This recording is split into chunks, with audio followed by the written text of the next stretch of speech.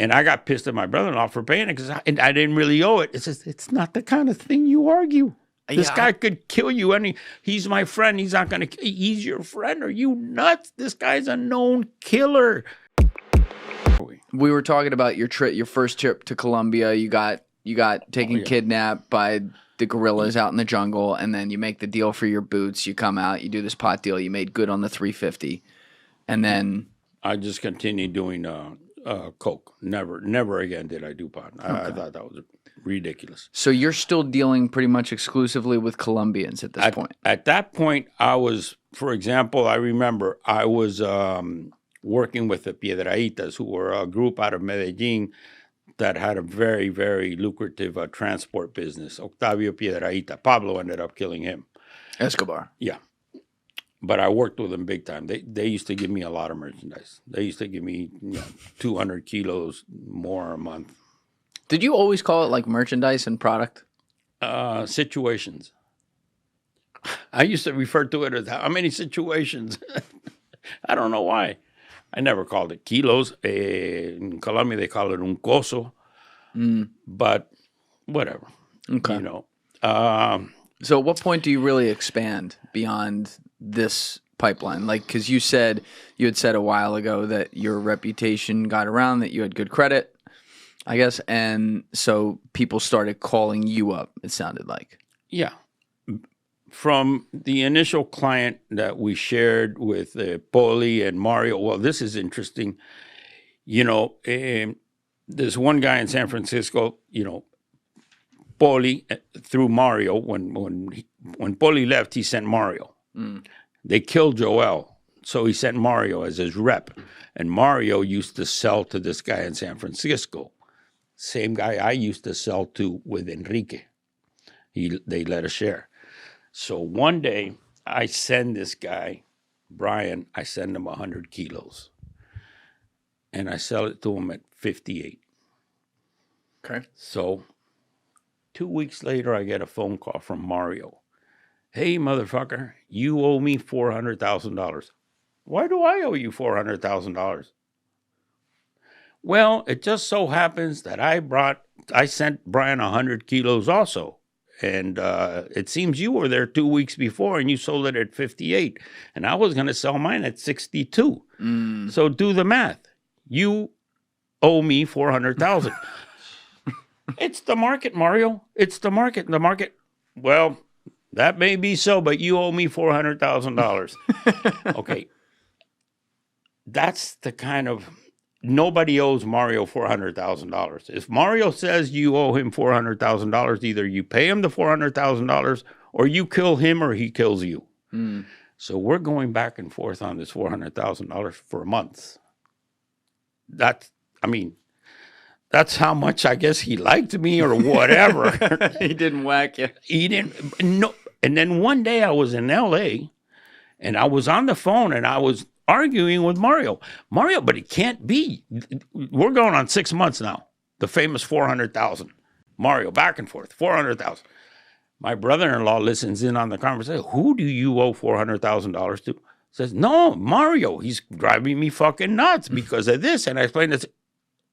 He goes, you owe $400,000 to Mario? You're fucking nuts. Dead you're man a walking. You're a So he went ahead, ordered his sister in Bogota to pay the $400,000 directly to Mario.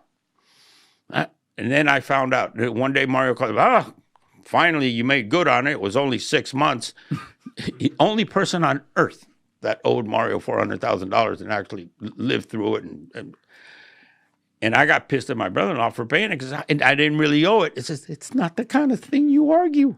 This guy could kill you, and he's my friend. He's not going to. He's your friend. Are you nuts? This guy's a known killer.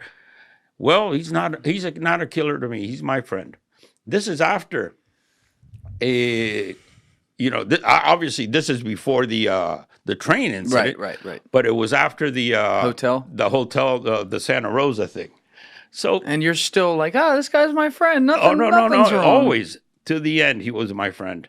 I was sad when this thing happened in the train. I was really sad because I like Mario.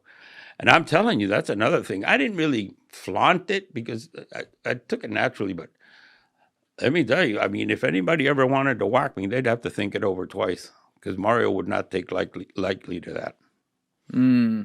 You liked being around that? You liked being around guys that you knew if you were associated with them? No, I actually liked Mario. I really respected Poli. Poli was a very respectful, and Mario, Mario, I liked him. It was, Poli, I really respected. It was a different relationship. Both situations. Poli was very serious, very serious.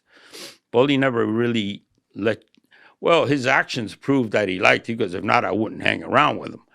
But he was a very serious guy. Mario was more kiddingly. Mario was a trip. Serious trip. Joel I didn't like. Joel was just too whacked out. But so after all this happens, Mario dies. So I continue working with the guy in San Francisco. I expand to Santa Rosa. I expand. And then I started working with this guy, Doc, down in Tucson, Arizona. And he was very, very good friends with Caro Quintero.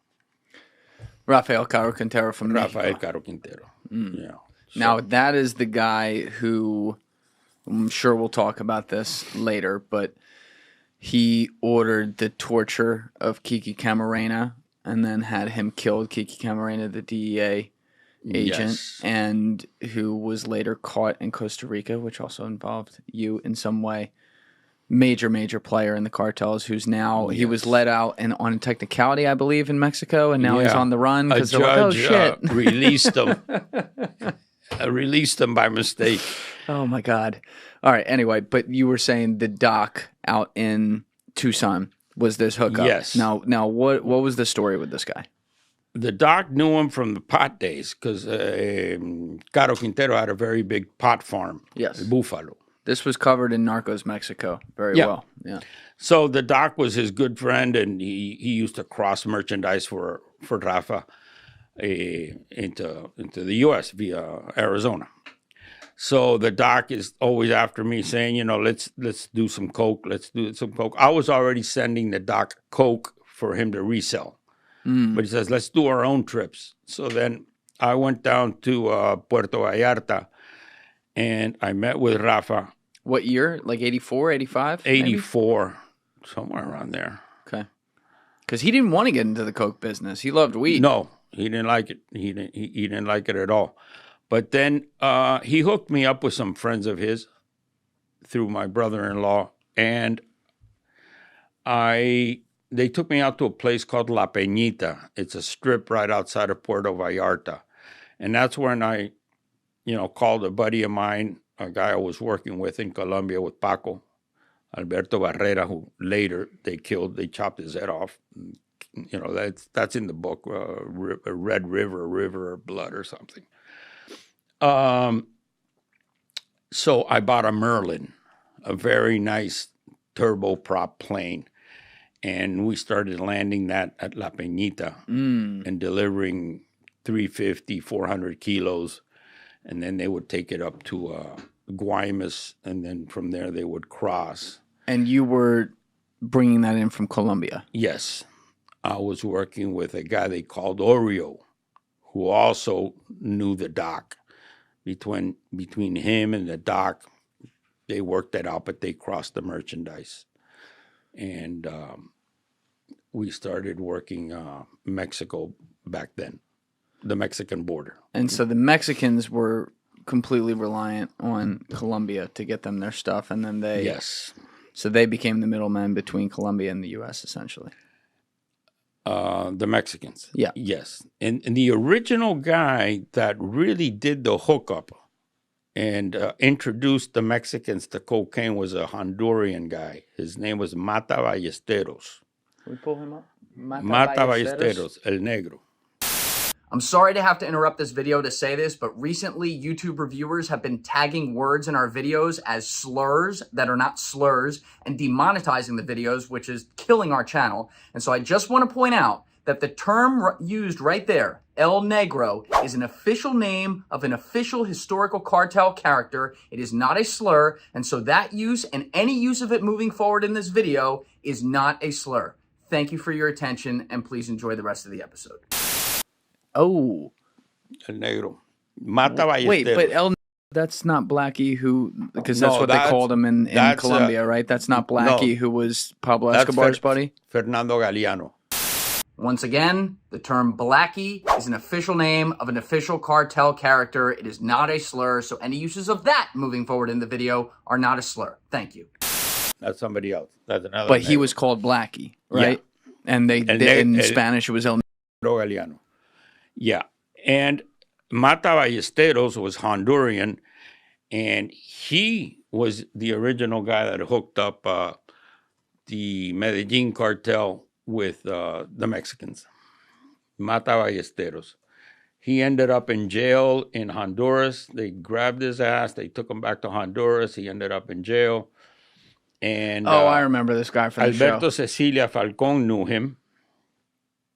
Yeah. Thank you for watching the video, guys. If you haven't already subscribed, please smash that subscribe button and check out this clip's full podcast episode by clicking here or in the description below.